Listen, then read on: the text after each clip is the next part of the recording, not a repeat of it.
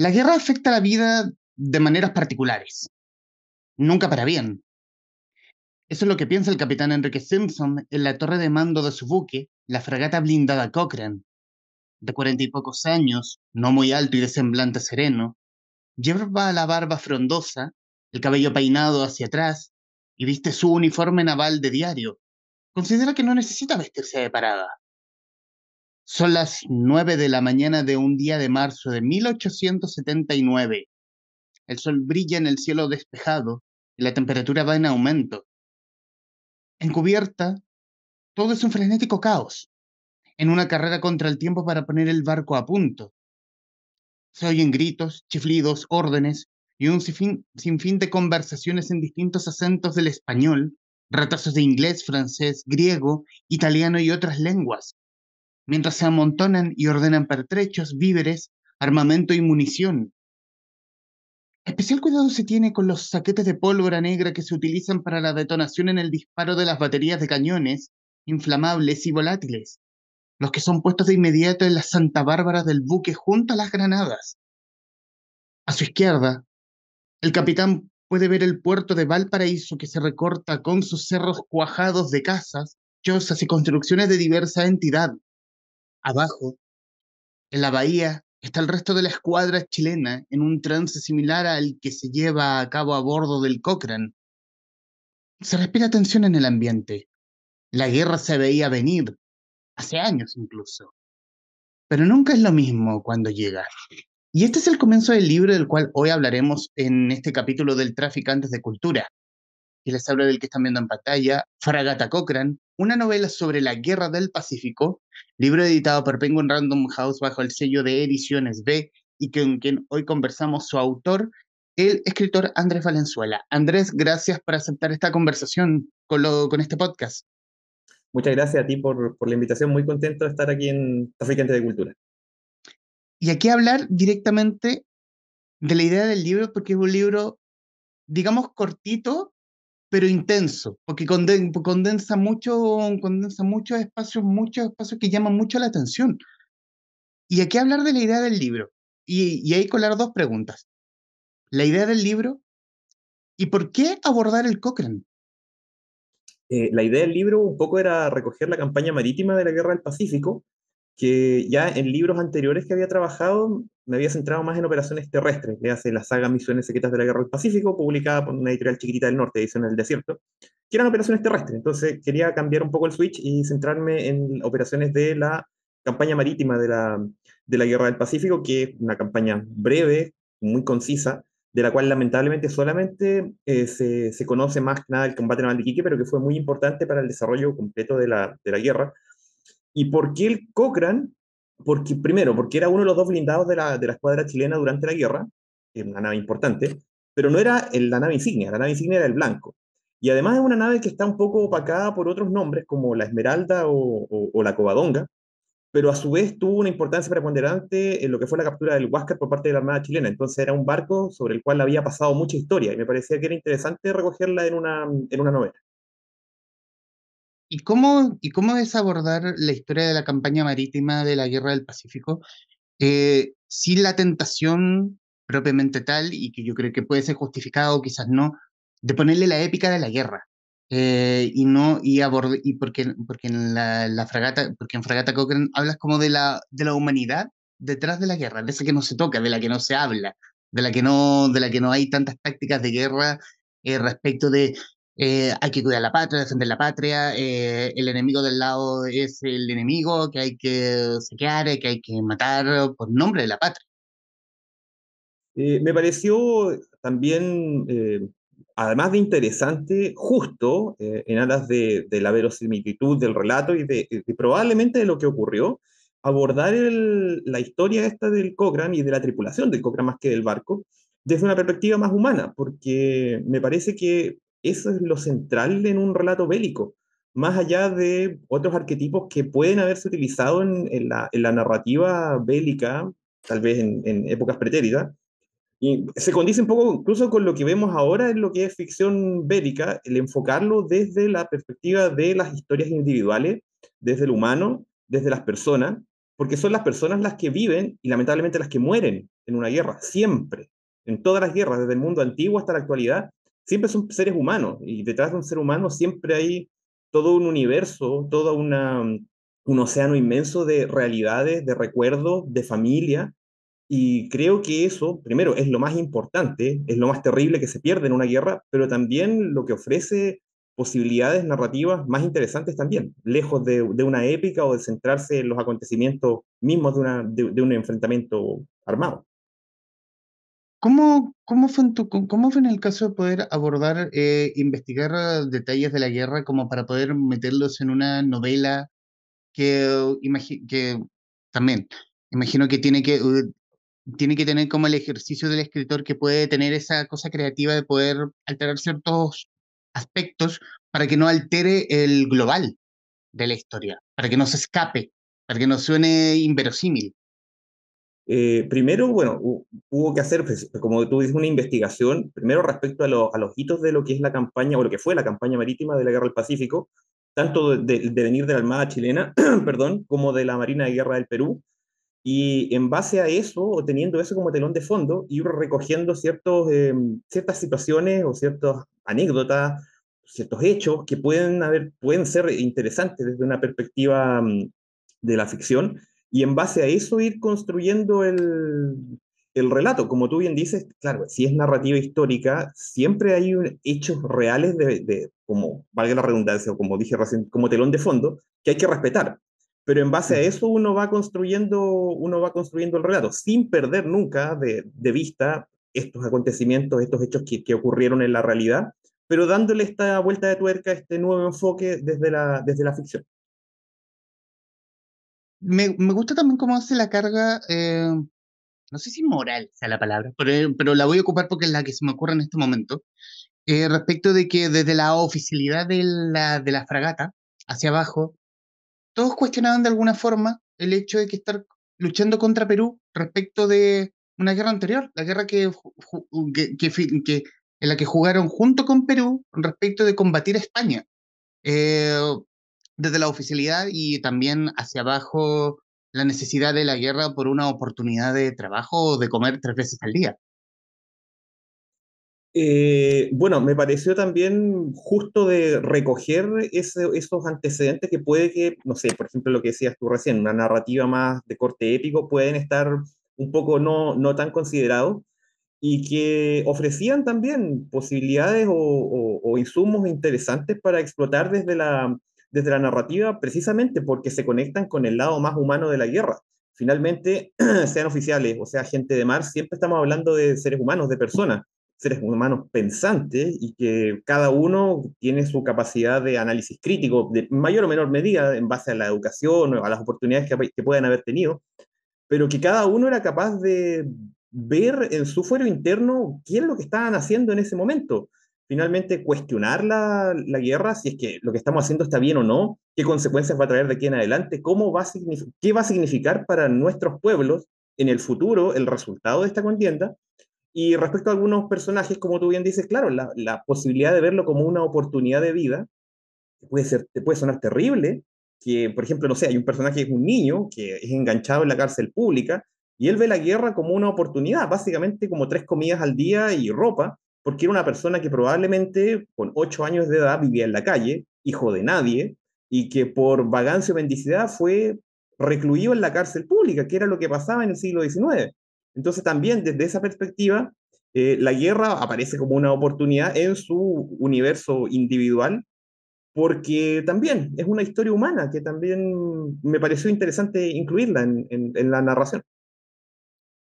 Mira, justamente en mi libreta tengo el apunte de estos grumetes niños, de Palma y Rovira, que, en la que Palma entiende el punto de Rovira, porque Rovira también ve como esta posibilidad de como que esto no nos va a llevar a nada, aquí, no, aquí nadie va a ganar, aquí van a perder muchos, y Palma lo entiende, pero también entiende que ante eso él tiene que sobrevivir y colarlo también con el punto de esta, eh, esta variedad de clases, porque claro, viene siendo Palma un niño de la calle que fue captado desde la cárcel pública a ir a la guerra con Rovira, que Rovira viene de una familia de oficiales de la Marina, pero que él quería comenzar desde abajo. Claro, ese par de personajes, Seferino Palma y Sebastián Rovira, claro, son dos grumetes, son los dos personajes más jóvenes de la narración. Uno, como acabamos de decir, Seferino Palma viene desde la cárcel pública. Él es un niño de la calle que fue recluido en la cárcel y desde ahí fue enganchado para la tripulación del Cochrane y él ve la guerra como una oportunidad. Desde el otro lado, Sebastián Rovira es hijo de un oficial de la Armada y de una señora de la alta sociedad de Valparaíso y él ve la oportunidad, en la guerra también una oportunidad, pero como para probar su valía como marino, saliendo un poco de la sombra de lo que es su padre, que es un oficial que actualmente, bueno, el periodo de la guerra está sirviendo en la APTAO de la Armada chilena.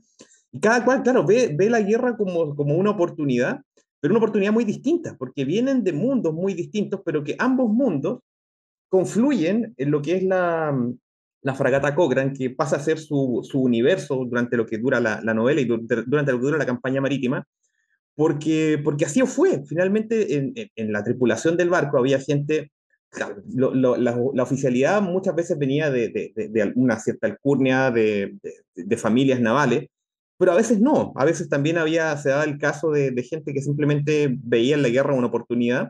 Y del otro lado, en la gente de mar, había gente que venía del servicio, digamos, de ser marinos de profesión, otros que también llegaban, eran menos los enganchados, pero también había algunos enganchados. Entonces, finalmente era un cúmulo de realidades de distinta índole y de distinta clase también que confluían finalmente en esta nave de combate con este objetivo común que los unía, que es un objetivo bastante terrible, que era la guerra, pero que terminaba siendo su realidad en ese momento. Conversamos con Andrés Valenzuela, autor de Fragata Cochrane, libro editado por Ediciones B.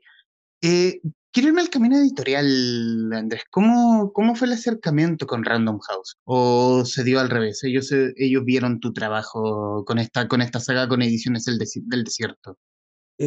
No, no, yo me contacté con ellos de la manera más, no sé si decirlo, obvia o como lógica, que fue, envié mi trabajo para evaluación editorial, me contestó, lo recibió una editora, después de un par de semanas, en realidad, sí, como un par de semanas, me respondieron, me dijeron que les había gustado el libro y decidieron publicarlo. Esa fue la historia, no, no tiene más adorno.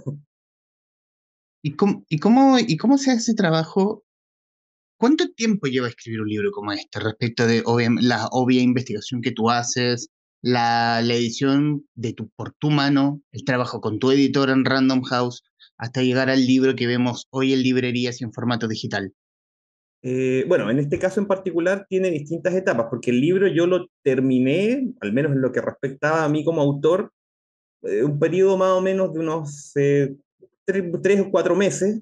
Fue un poco más comprimido el tiempo porque el libro se desarrolló durante lo que fue el encierro pandémico, entonces estábamos todos, digamos, ocupados en actividades que muchas veces en otro contexto no le dedicábamos tanto tiempo.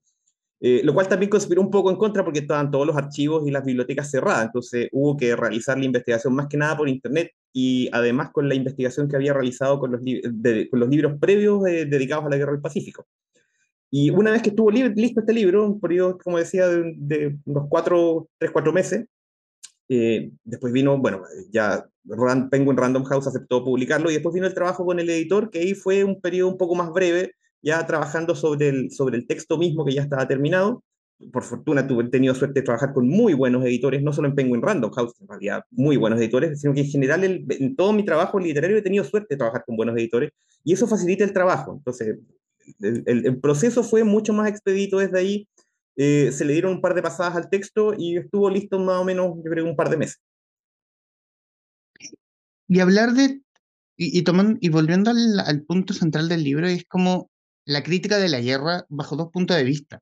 Porque por una parte la crítica, y no es como de un grupo tal, estaba como mezclada, como la crítica moral respecto de lo mala que es la guerra, que aquí nadie gana, que aquí nadie pierde, y la otra es la crítica respecto de que la oficialidad chilena estaba como, y disculpando el francés, estaba medio en pelota con los movimientos que estaba haciendo la escuadra peruana, y más exactamente con el Huáscar y el almirante Grau.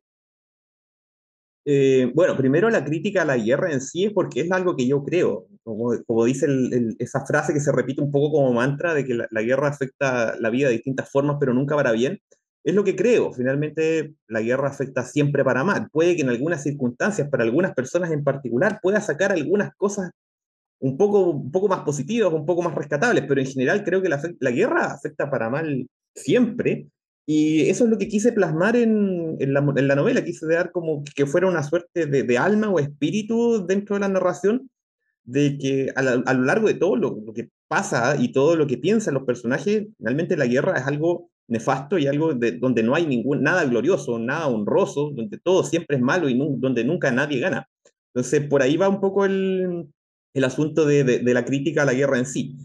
Y sobre la oficialidad y lo perdidos que estaban al principio de la guerra, yo creo que la oficialidad de ambas facciones beligerantes, léase la Armada chilena y la Marina de Guerra del Perú, nadie tenía muy claro qué estaba pasando, nadie estaba preparado para la guerra tampoco, ni en términos humanos, ni en términos logísticos, ni en términos económicos, ni físicos. Entonces, también quise plasmar un poco, como el reto en realidad está centrado o está visto desde la perspectiva de la Armada chilena.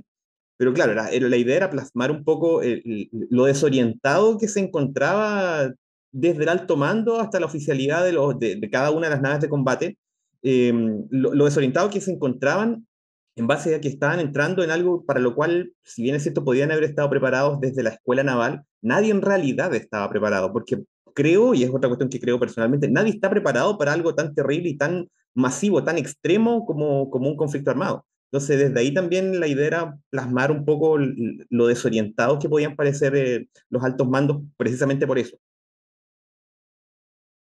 Y en el punto, y no sé, en la investigación, ¿alguien está documentado la vida cotidiana de, de la marinería en el Cochrane? Hubo que investigar, hubo que ver cómo se entretenían en esos tiempos muertos cuando no había como esa alarma de salir a la mar? A nivel tan detallado como traté de plasmarlo en el Cochrane, por lo menos yo no lo encontré. Sí hay algunos diarios que existen y también la historiografía algo recoge respecto a lo que podía ser, sobre todo la historiografía naval, recoge algo de lo que podía ser el día a día en base a, no sé, las rutinas que podían, a los que estaban obligados las tripulaciones, porque estamos hablando de un contexto bélico en una nave de combate, en donde todos los comportamientos están regidos por esta cuestión bien cuadrada de lo que son las rutinas necesarias, digamos, para llevar adelante la tarea que les ocupa.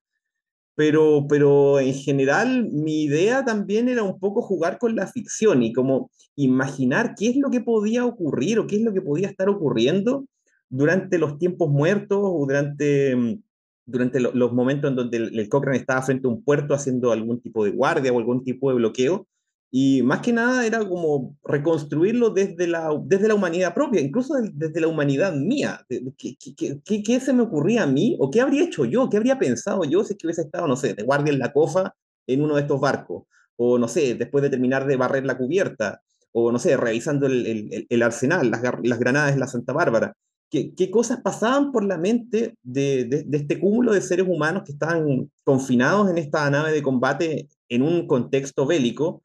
Con lo cual, o sea, el contexto bélico además añade esto de la tensión constante, de que finalmente un tiempo muerto nunca es un tiempo muerto, porque en una época en donde no había ningún tipo de radionavegación, ni radares, ni GPS, ni nada, de un momento a otro podías ver un humo sospechoso en el horizonte, zafarrancho de combate, y en 15 minutos podías estar muerto. Entonces, todo eso me pareció que podía ser interesante resumirlo en cómo alguien piensa, cómo alguien enfoca la vida en un tiempo muerto en un escenario de ese tipo.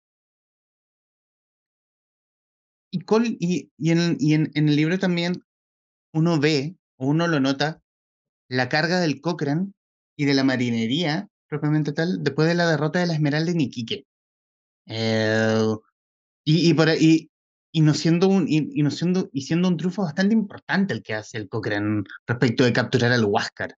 Con la misión después del hecho con la Covadonga, después del hecho o del salto a la inmortalidad de Prat en Iquique. ¿Cómo es la carga del Cochrane histórica?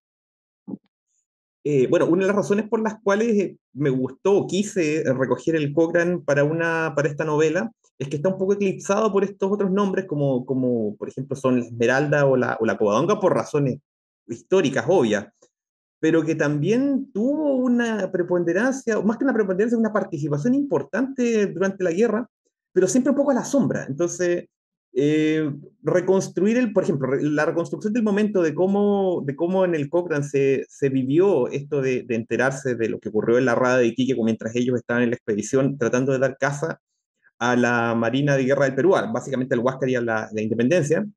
Me pareció un momento importante del libro porque en el fondo venía a recoger un poco la importancia del momento, de lo que ocurrió en el 21 de mayo, el combate de naval de Iquique y de Punta Gruesa, pero visto desde la perspectiva de la tripulación de este barco que en el fondo quedó inmortalizado en la historia como algo un poco más secundario, un poco más a la sombra de lo que ocurrió en Iquique y Punta Gruesa. Siendo que después, más adelante en la novela y además en la historia misma, el Cochrane tuvo una importancia también muy grande en lo que fue, como tú bien dices, la captura del Huáscar.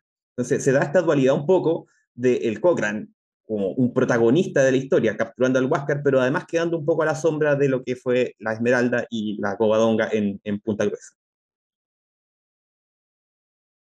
¿Qué sensación te deja el libro? Ya publicado, escrito, publicado, con lectores, ¿qué sensación te deja a ti esta nueva novela?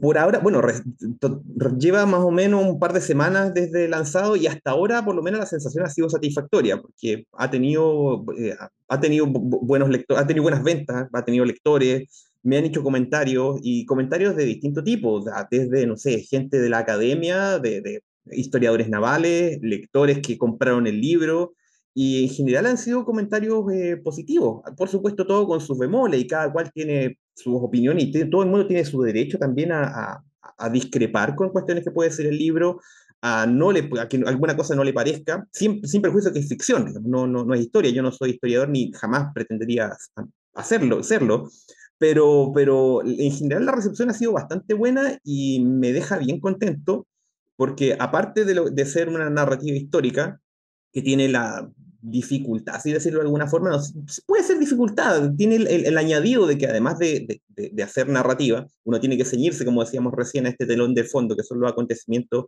que sí ocurrieron en la historia. Además está todo el tema del mundo naval, que tiene sus glosarios, sus términos, sus usos, que son muy propios de este universo completo que es el mundo naval, como decía. Y por lo menos desde ese punto de vista, la novela ha sido bien recibida. Me han dicho que se lee verosímil, que parece o que se ve creíble el funcionamiento de un barco, sobre todo un barco de hace 150 años atrás. Así que en general la sensación ha sido bastante buena. Andrés, en los minutos que nos quedan de esta conversación, quiero darte las gracias por el tiempo. Unirme a lo a lo mencionado, a lo mencionado y que te han dicho. Se lee verosímil, se lee y quizás también en esa disputa de clases, cuando se leen algunos comentarios tipo COA, se lee real versus otros que no se lee tanto, un poquitito forzado, pero no es el caso. Se lee real, se lee y se siente como esa cierta esperanza en algunos casos de una oportunidad, como mencionando nuevamente al Grumete Palma, y también esa mirada de la guerra, que esa mirada también es como también cíclica, porque obviamente uno no supone que a lo mejor eso pudo haber ocurrido, quién sabe, eso quizás no lo vamos a poner en duda, pero esa mirada cíclica de que la guerra es mala, sí, obvio, es un cliché. Que aquí nadie gana, que aquí el que pierde es el mundo. Eso ya todo lo tenemos claro y eso yo creo que aquí es la mejor, es una gran visual respecto de una guerra y del cuestionamiento que hacen la marinería respecto de quiénes están involucrados, quizás un tanto conspiranoicos, quizás no para la época. También es una novela muy entretenida, muy entretenida, no sé, quizás voy a pecar de ignorancia, pero también es de las cosas que he leído, no he leído tanto sobre la marinería. Es decir, mucho he leído sobre la campaña del ejército en tierra, pero no lo que se hizo en la mar. Y obviamente, bueno, reiterar nuevamente Las gracias, Andrés, por el tiempo. Y estos minutos finales son tuyos para que digas lo que gustes respecto del libro o de lo que quieras. Bueno, antes que todo, agradecerte por la invitación aquí a Traficantes de Cultura. Se pasó muy bien en la conversación. Muy agradecido a tus comentarios respecto al libro, sobre todo de que lo hayas encontrado entretenido. Para mí es fundamental, antes que, obviamente, cuando uno escribe, dar un mensaje que sí es narrativa histórica, esté bien ambientado, pero que además para mí es importante entretener al lector, que finalmente pase un buen momento, pase un buen rato después de cerrar el libro, sienta que valió la pena, que no perdió el tiempo, porque a todos nos pasa de repente que leemos algún libro, vemos alguna película y la sensación de tiempo perdido es súper frustrante. Entonces, agradezco muchísimo tu comentario y comentar, espero que a los lectores les pueda gustar, que pasen un buen momento. Espero haber hecho un buen trabajo con lo que es ambientación, con lo que es historia, con lo que es reconstrucción de un periodo histórico, además, muy importante. Pero eso, espero que a la gente le guste el libro, que pase un buen rato, que se entretenga, porque esa es como la finalidad última, por lo menos para mí en términos de las historias que me gusta contar. Andrés Valenzuela, autor de Fragata Cochrane, una novela sobre la Guerra del Pacífico, libro editado por Ediciones B, en conversación con la guarida de los traficantes de cultura. Mi estimado Andrés, muchísimas gracias. Muchísimas gracias a ti, que esté muy bien. A quienes nos están viendo y escuchando, gracias por estar ahí. Adiós.